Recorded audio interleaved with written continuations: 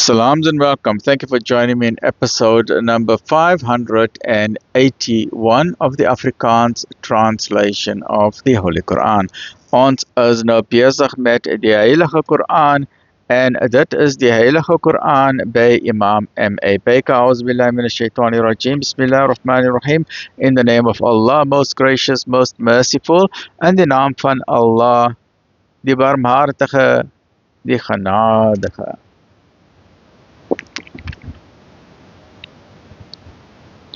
Hoofstuk nommer 88. Die oorweldigende gebeurtenis. Surah 88, Surah Al-Ghashiyah. Dis 'n klein foutjie met die spelling daar. Die R moet nie daar wees nie. Dis net Ghashiyah, né? Dis 'n SP daar. The overwhelming event. Die oorweldige gebeurtenis. In die naam van Allah, die barmhartige, die genadige. Het nuus van die oorweldigende gebeurtenis u bereik? Op die dag sal sommige gesigte neergeslaan wees, verslae, afgemat, verskroei deur 'n brandende vuur, terwyl hulle sal drink uit 'n kokende fontein. Hulle sal geen voedsel kry nie, behalwe giftige dorings, en dit sal nie voedsaam wees, en hulle teen die honger ook niks baat nie. Ander gesigte sal op die dag bly wees, weltevrede met hul strewe, in 'n verhewe tuin waarin u geen ydelle gesprek sal hoor nie.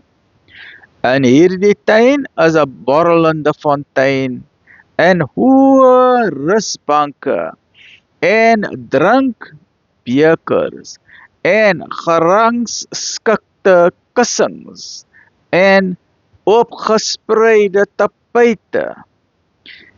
Kyk hulle nie na die wolke, hoe hulle gevorm word nie?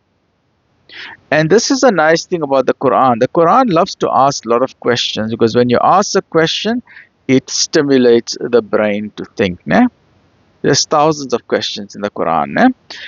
Kyk hulle nie na die wolke, hoe hulle gevorm word nie?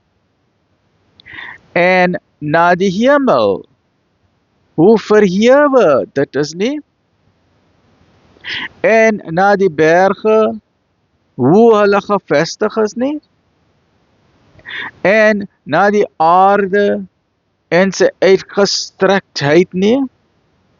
Vermaan dan wat u as slegs 'n waarskuwer. U is geen bewaarder oor hulle nie, maar wie ook al wegdraai en weier om te glo, Allah sal hulle met die strengste kastyding straf. Voorwaar, hulle terugkeer is na ons. Everyone's going to return to the Creator, guaranteed, almal. Dan kom dit ons toe om hulle te vergeld. Lekker bly mense, alhamdulillah.